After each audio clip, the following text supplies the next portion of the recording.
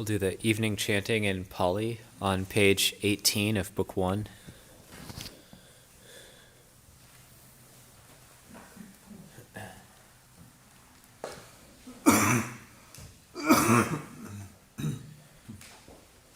Yoso Bhagava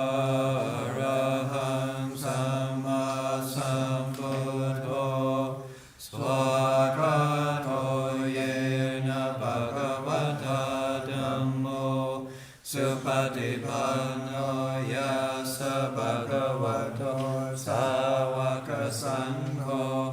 Namayang Bhagavantang Sadamang Sasangang Eme Isakare Iyatarahang Arobidehi Abhipujayama Sadhuno Bande Bhagava Suchira Parini Buddhopi Vajima Janatanu Kampamanasa Nime Sakare Dugatapana Karabute Patiganhatu Namhakang Dikaradang Hitaya Sukaya Arahang Samma Sambuddho Bhagava Buddhang Bhagavantang Abhivade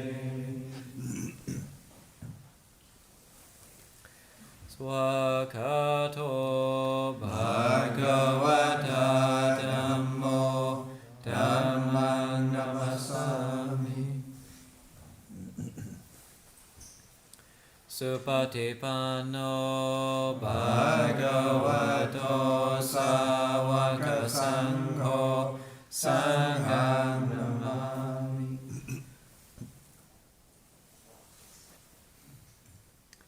Annamayang Buddhassa Bhagavato Pubabhaganamakaranga Romase Namo Tassa Bhagavato Arahato Samma Sambuddhassa Namo Tassa Bhagavato Arahato Samma Sambuddhassa Namo Tassa Bhagavato Arahato Samma Sambuddhassa Annamayang Buddhanusatinayang Garomase Tanggopana Bhagavanang Evang Galayano Kittisato Apugato Nitipiso Bhagava Arahang Samma Sambuddho Veja Charana Sammano Sugato Lokavidu Anuttaro Purisa Dhamma Sarati Sata Deva Manusanam Buddho Bhagavati Hannamayang Buddha Bigiting Garomase Buddha Varahanta Varatari ปิยุโตสุราปิญญาณกรุณาอิสมากตาโตโอเดสิโยสุจนะทังกัมลังวสุโรวันดามหังธรรมรณังศิรสาจิเนนังบุตโตโยสัพพานินังสรณังเกมมุตตมะอัตตมานุสติตานังวันดามิตังสิเรนะหังบุตตาสาสมิดาโสวะบุตโตเมสามิกิสโรบุตโตดุขัสสกตาจาวิดาตาจาหิตาสเมบุตตาสาหังนิยาเดมิสริรันจิวิตันจิดังวันนันโตอังจริสามิบุตตาเสวะสุโพธิตังนาติเมสรณังอัญญังบุตโตเมสรณังวรังเอเทนะสัจวะเจนะวะเตยังสัตตุสาสเนบุตตังเมวันดมาเนนะยังปุญญังปัสสุทังอิดาสัพเพปิยันตรายะเมมาเหสุงทัสสะเทจัสสะกายเยนวจายวเจตสวามเหตุกมังมะตังมะยะยะกุลโภปฏิกนาตุวจยตังกะนันตเรสัมวริตุวพุทธังอันนมยังธรรมานุสัทเทนะยังคารมาเสสุวาคาโตภะคะวะทาธัมโมสันติติโกอะคาลิโกเอหิปัสสิโกโอปัญญิโกปัจจตังเวทิตาโพวิญญูหิติ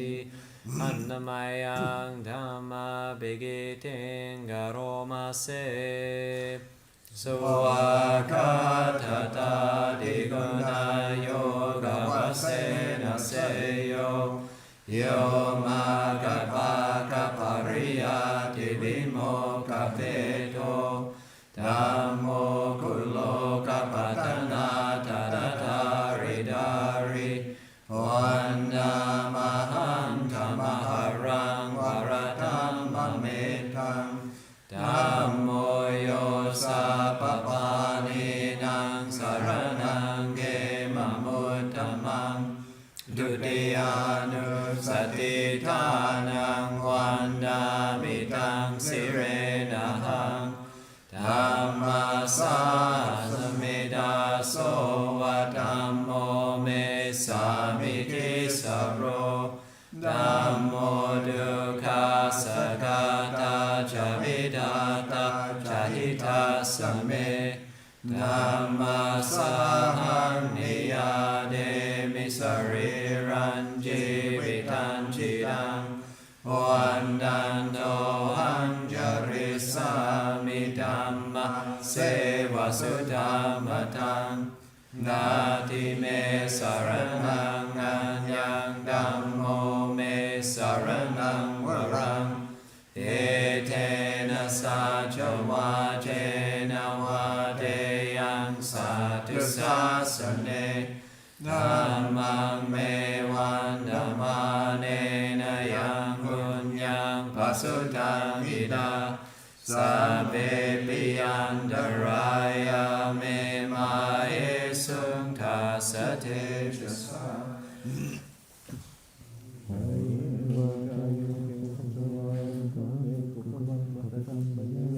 ธัมโมปฏิกนาตุวจยตังกะนันตเรสัมวริตุวธัมเม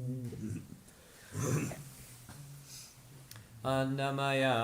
งสังฆานุสัทเทนะยังคารมาเสสุปฏิปันโนภะคะวะ ฏิปันโนภะคะวะโตสาวกสังโฆยายาปฏิปันโนภะคะวะโตสาวกสังโฆสามีจิปฏิปันโนภะคะวะโตสาวกสังโฆยะติดังจัตตาริปุริสยุคานิยาตปุริสภูกะลาเอสะภะคะวะโตสาวกสังโฆอาหุเนโยภาหุเนโยทาคิเนโยอัญจลิกรณิโยนานุตตรังปุญญเกตังโลกัสสะติอันนมยังสังฆาเบกิติงกโรมาเสสัทธัมมโชสุปฏิปาติโกนาภิยุตโตโยธาปิโดอริยภูกาลสังกัสเสโตลาดิดัมมะปวาราสยคายจิตโตวันตามหังธรรมารยานกานังสุสุทังสังโฆโยสัพพปานินังสรณังเกมะมุตตมังทัตติยานุสติทานังวันดามิตังสิเรนะหังสังฆาสาสมิดาโสวะสังโฆเมสามิกิสโรสังโฆดุกาสกาตาจวิดาตาจหิตาสเมสังฆาสาหังนิยาเดมิสริรันจิวิตังจิดังวันดันโตหังคาริสามิสังฆาโสปฏิภาณตังนาทิเมสรนังอัญญังสังโฆเมสรนังวรังเอเทนะสัจวาเจนะวาเทยังสาธุสาสเนสังฆังเมวันดมาเนนะยังปุญญังปัสสุทังหิดาสัพเพปิยันตรายาเมมาเอสุงทัสสะเทจัสสะกายโนวัจจายวัจเจสัสมาสังเยกุขมังกะตังมะยะยะสังโฆปฏิกะหะตุวัจเจยันทังยะลันดะเรสังวะริจุวะสังเก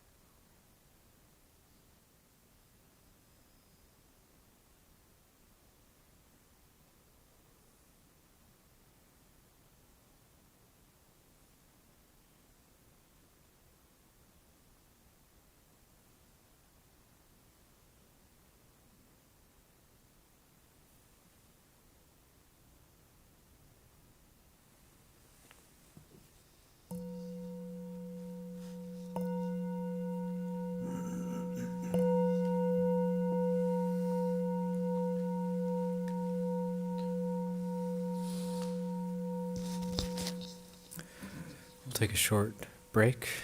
and come back for the Dhamma talk.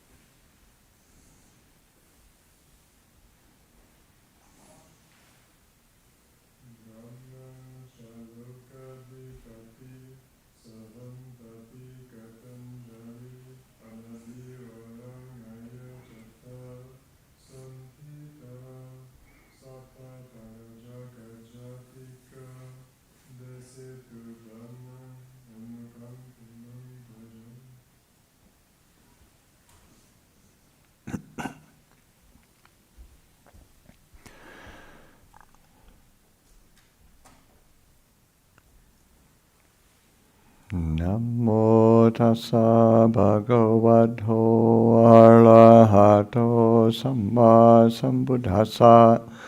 Namo tassa bhagavato arahato samma sambuddhassa. Namo tassa bhagavato arahato samma sambuddhassa. Buddhang Dhammang Sanghang Namassami.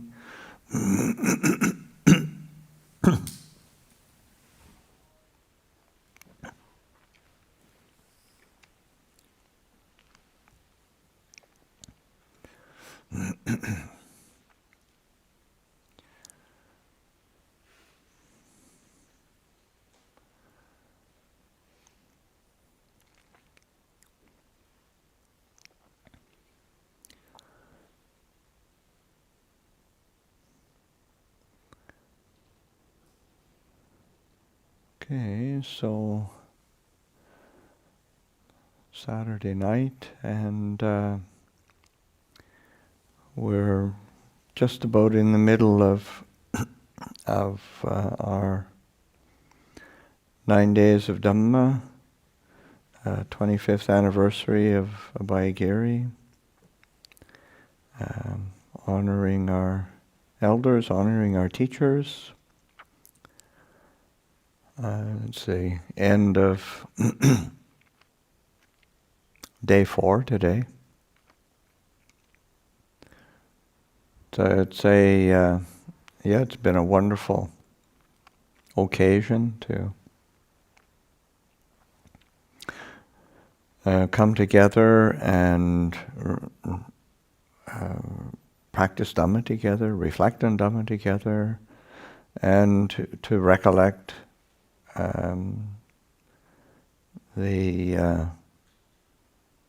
all sorts of different things concerning the establishing, maintaining the roots of Abhayagiri.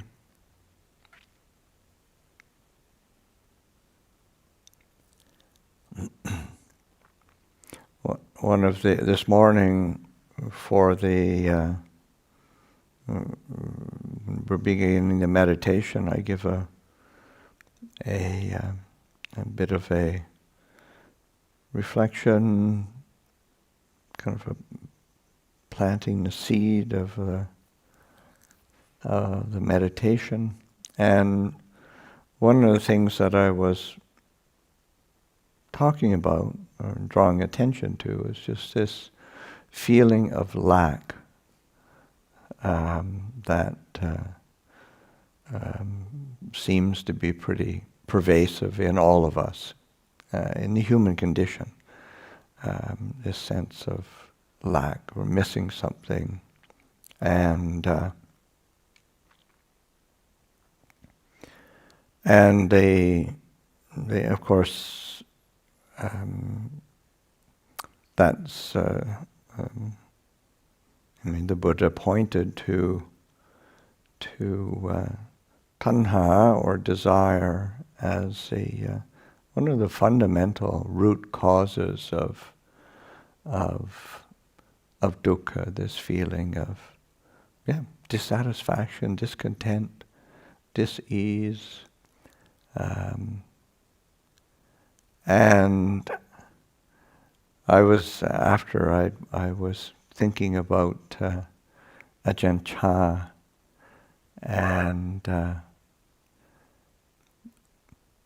and somebody asked Ajahn Chah one time how would he define tanha. He was looking for a scholarly definition, and Ajahn Chah he gave this answer in Thai. It was sort of very brief. Arming up. and the person looked, arming up is like to go around with your mouth open and not close it.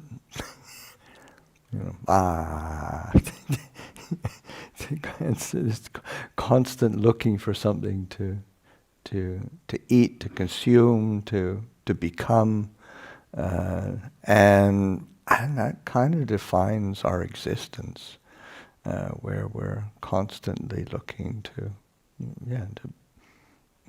literally, figuratively, if not literally, our mouths open, looking to pop something in, and so we can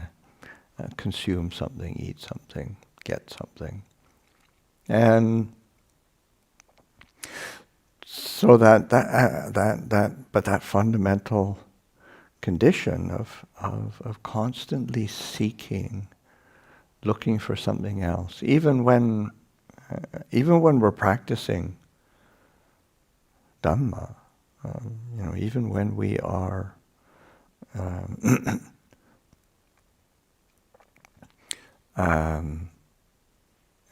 of course, our worldly conditioning is certainly that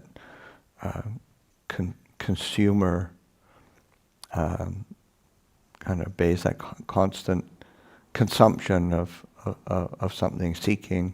stimulation, gratification, some kind of addition to our material collection of goods. But we do the same thing with our, say, like in meditation, we're constantly looking for, not quite satisfied with our our meditation. We feel we need to get a bit more concentration, a bit more insight, a bit more refined states of consciousness, and when is it ever enough? And that so it's just so important to look at that condition of constant seeking, constant feeling of lack, and of course one is to recognize it, because the way our mind works, of course, if you, with that image of going around with your mouth open looking to consume something, and it's just so weird and awkward and stupid that you can't help but, well, at least close your mouth anyway. But but to be able to recognize that underlying seeking and feeling of lack, and a constant attempt to get something else, and whether it's of a material or a spiritual basis, it's sort of the same quality.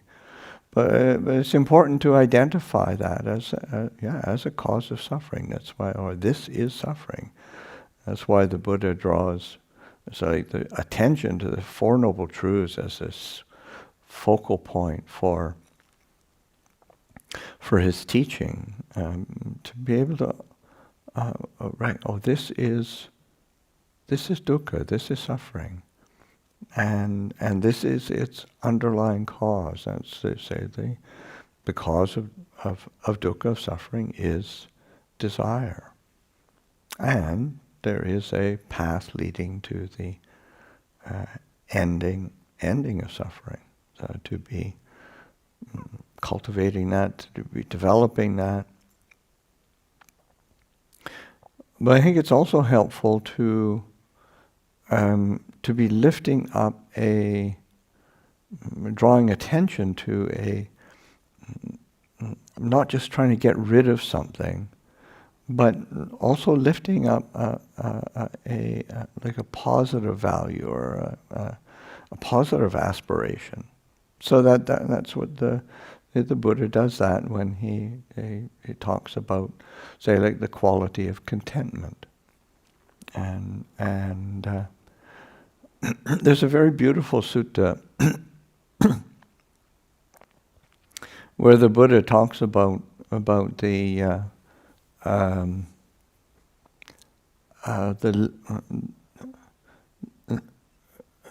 lineage of the noble ones, in Pali, Arya Vamsa, so that the lineage of the noble ones, or the family of the noble ones even, and these are these lineage, these traditions of foundation or fundamentals of the characteristics of a one who a noble one, Arya, one who has experienced the Dhamma, seen the Dhamma, and it hinges around contentment, so that the contentment of being content with, and of course he's addressing monastics, but it applies. It's an easy extrapolation for everybody, or lay community. So the Buddha said, being content with whatever robes, any old robe, robe cloth. Just whatever clothes one has, one is content with them, and that and the say food, say for monastic, of course, alms food, but for as a layperson, just whatever food, being content with whatever food, and also shelter. Say for, because those are, say, the four basic requisites for monastic: robes, alms food, shelter, medicine for when we're sick. And in this particular discourse, the Buddha uses the three of robe cloth, alms food, and shelter. So that sense of being content with those fundamental requisites, but then also he goes on, but also like speaking in praise of being content with broadcloth, with food, with shelter, speaking in praise, so that one is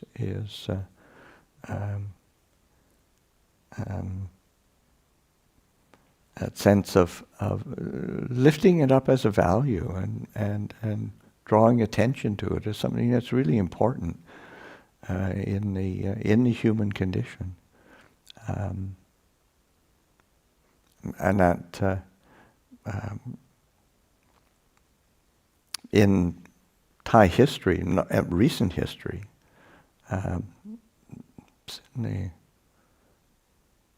50s or early 60s, 1950s or early 60s, the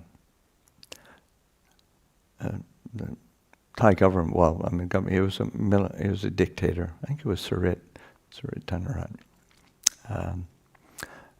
forbade the monks from teaching contentment. It was actually illegal in Thailand to teach about contentment, and they were made a complete misunderstanding of what contentment is. But thinking that nobody's going to do anything, as if anybody actually pays attention to the monks anyway, you know. But so that as if the monks are teaching contentment, and then the whole economy is going to collapse. I mean, hardly. But they. But again, in that sense, no, to actually speak in praise of contentment, because there's, I mean, one is the contentment, but then there's all sorts of knock-on benefits that come in terms of harmony, inner harmony, social harmony, a sense of having enough so that one shares with others, and I mean, there's all sorts of things that come from that. So that speaking in praise of contentment, because it doesn't. Once one starts developing wholesome mental states, skillful values, it's not limited to just one thing. It moves into all sorts of areas of one's life, so that sense of contentment is a direct, say it's in direct opposition to a tendency to kind of competition, competing, hoarding. I mean, it's so easy to look at, just say like in modern contemporary culture right now, just the amount of resources that are restricted to a very tiny proportion of the population, and it's and will it ever be enough for them? No, it's. That's no way. All those resources, almost no taxes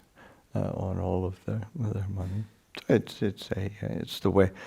it works. But because and you think, well, it's so sad when people, it's sort of like, is a person wealthy because they've got a lot of money? and not at all. I remember one time when we started Wat Nana Chat. It was the very first year of building of Wat Nana Chat, and one of the villagers was teaching several of us how to actually use like these Thai knives, how to carve,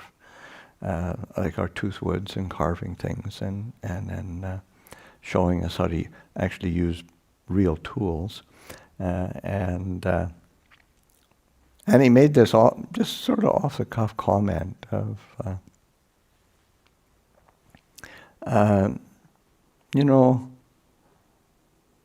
I don't have any money, but I'm not poor. And there's this villager he'd been a disciple of Ajahn Chah for a long time, and he was actually the person who would lead the chanting, ask for the precepts, and he said, "Koi bo mingern de koi bo jon." But yeah, no, and it's really something, because somebody is poverty how much money one has. And certainly as monks we don't have any money, and that's a real blessing. There's a wealth and a richness that comes from knowing what is enough. And so that contentment is such a an important basis of well-being. And as the Buddha is pointing, this is the kind of like a family trait of the noble ones, the family trait of the Aryas. So that countering of desire, that countering of tanha, with directing attention to what is enough, and it's a really important reflection. So speaking in praise, and also in say with that say because of contentment with the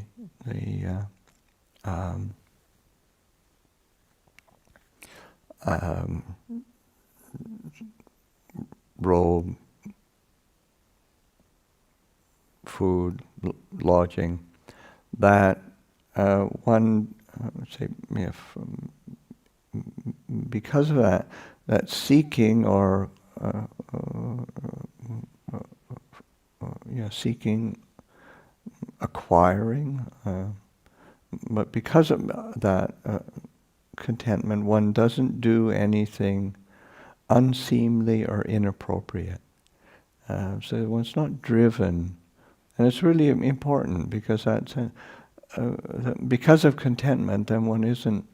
because so there's so much fear sometimes of not getting what one wants, not getting what one thinks one needs, not getting what one thinks one deserves, or thinks one should be getting, and it can drive us to do things that are unseemly, inappropriate, selfish, and be hurtful, harmful, or take advantage of others, and so contentment is a quality that gives, it counters that, and as that contentment is well established, then say not only does it say counter the say anything that's inappropriate or unseemly, it's a direct motivation for generosity, for giving, for sharing, for helping. It's just is quite natural, and it's really important to direct attention to contentment, and then say not. Say again, this is a contentment, but when one doesn't get robe cloth, and say the clothing, food, shelter that one sort of wants or needs or thinks one did. But if one doesn't get it, then one isn't agitated. And that sense, one knows how to live simply, and that's that ability to live really simply, and it's not that one doesn't have anything, but it's just that one knows what enough is. And not being, say, agitated or upset or worried and obsessed, fearful of not getting what one thinks one wants or needs. There's a freedom there, that is really important.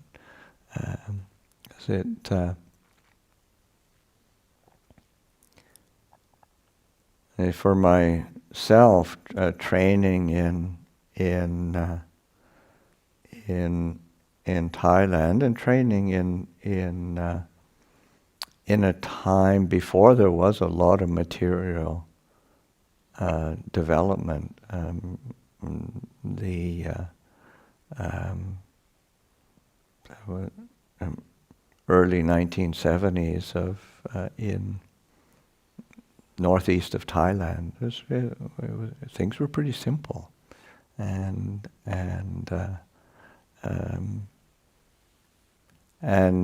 to see and live with, and not just live with, but also live dependent on the generosity of people who were not, say, material, didn't have a whole lot of material advantage. There is a simplicity and a humility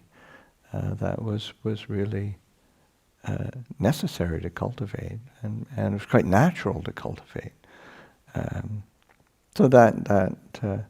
but in whatever situation we're in, because again, desire is pretty non-discriminating. I mean, it looks for whatever it thinks is going to give gratification. So,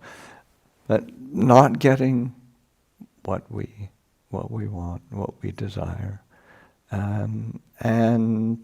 to not be agitated, not be kind of shaken by that. So we realize,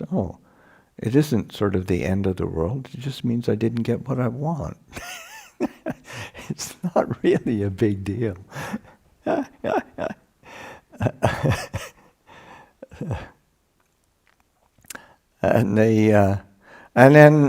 then also, even if one gets what one wants, or gets what one desires, gets the requisites, then one uses them skillfully, one uses them frugally, one uses them in a way that is a benefit for oneself, benefit for others. So it's there's that wise attention to the use, and it's because of contentment, and that's so that when one can be not misusing the things that we do acquire, and not being wasteful of the things we do have.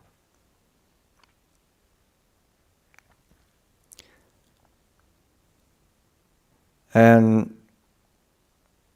then the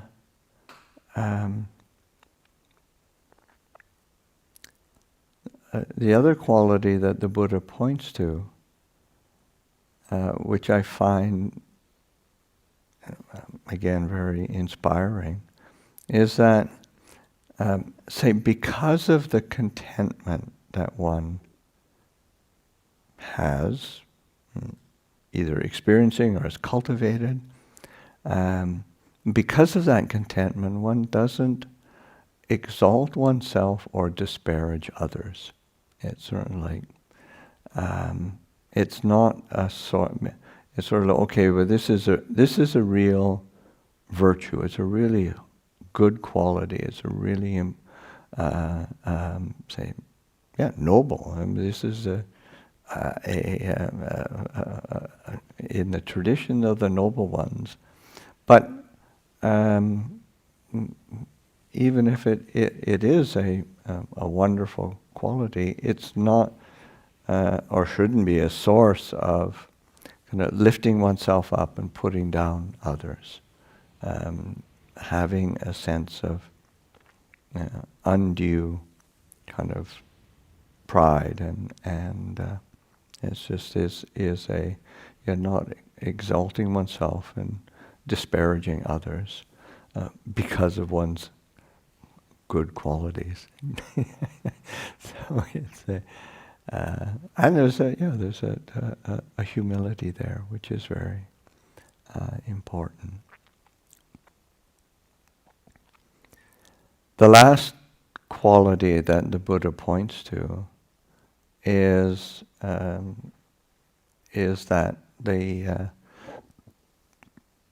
one is content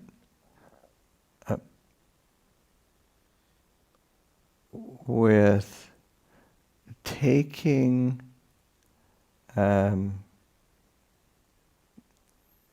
say having one is content with being sort of like delighted and kind of buoyed up by being able to develop wholesome qualities, like being able to develop the good, develop the wholesome, develop the skillful. There's and it's a cause of delight and well-being, and one is also content with relinquishing, abandoning the unwholesome, the unskillful, and one doesn't hang on to. One recognizes, oh, this is irritation and aversion, or this is fear and worry, and I can let go of that. I can abandon that, and and one can delight in that, and that's in being content with that. Because also that sense of so again, where that desire is constant, we let go of something or we develop something, and then we still feel not good enough, haven't done enough, and so. But no, to be able to really, because your mind can conceive of sort of, and there's that kind of nagging.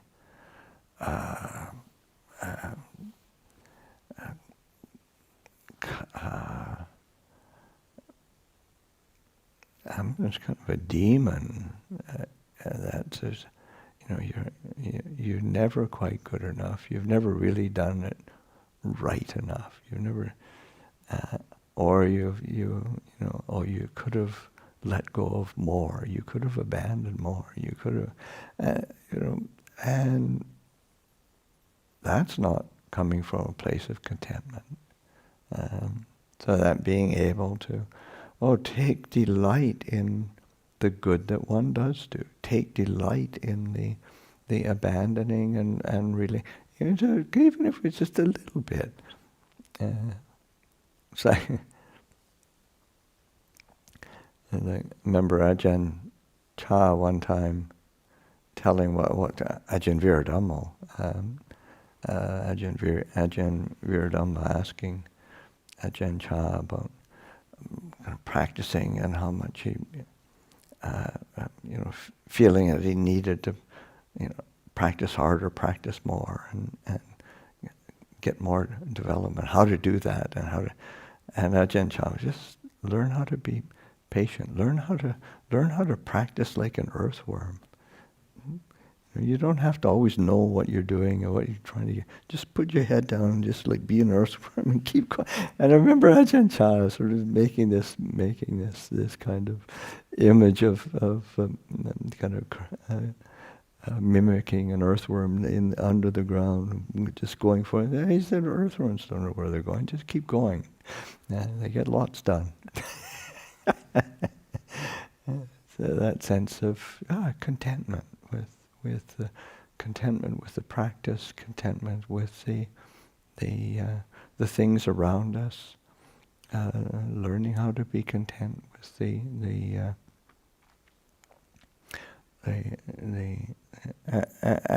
but contentment doesn't mean we don't do anything. It was just like that. This Ajahn said, it's just keep going forward, but keep practicing, keep doing it. But don't torture yourself over it. Has to be done. Learn how to live simply. Learn how to live comfortably. Learn how to enjoy the sense of it. Because contentment brings a lot of joy and well-being. So it's an interesting balance that one needs to pay attention to, and it certainly, that's how, in terms of meditation, that's how the mind settles, how the mind becomes clear. Can we be content with the breath coming in and the breath going out? And when there is a contentment with that present moment awareness, there's a lot of space there, a lot of spaciousness. There's a lot of room for clarity to establish itself. That constant sort of trying to squeeze out a little bit more peace from the mind, a little bit more concentrate, try to get a little bit more samadhi. It's not much room there. It gets very tight. So just learning how to be content with awareness, with clear comprehension, seeing clearly, content with recognizing the true nature of this is how it is. And this is what desire feels like. You're going around with your mouth open all the time. Say, this is being able to look at things from the angle of Dhamma and have that recognize that contentment is a critical piece of the tools that allow us to free the heart from causes of dukkha, experience peace, taste freedom. So I'll offer that for reflection this evening.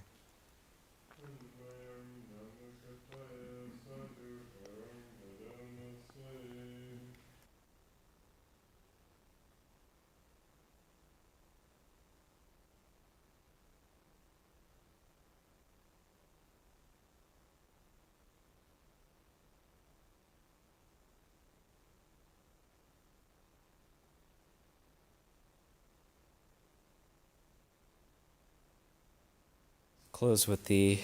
chant on page 41.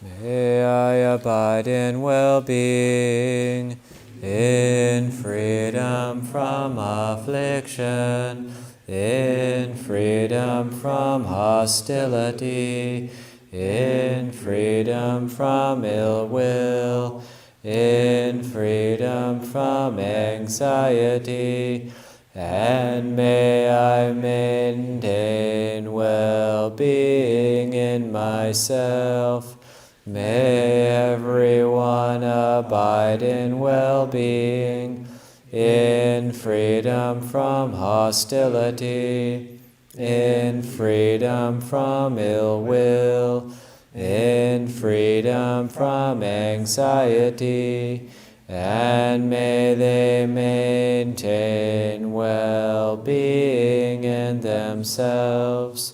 May all beings be released from all suffering, and may they not be parted from the good fortune they have attained. When they act upon intention, all beings are the owners of their action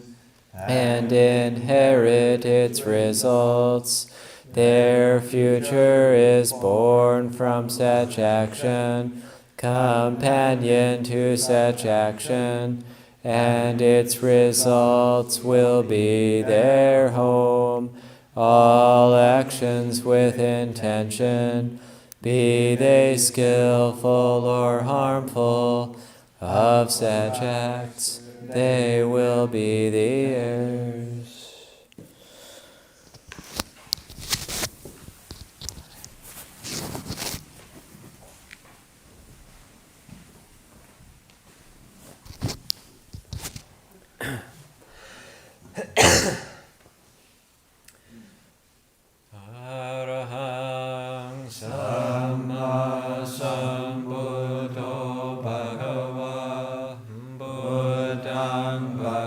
วันตังอภิวาเทมิสวากขาโตภะคะวะตาธัมโม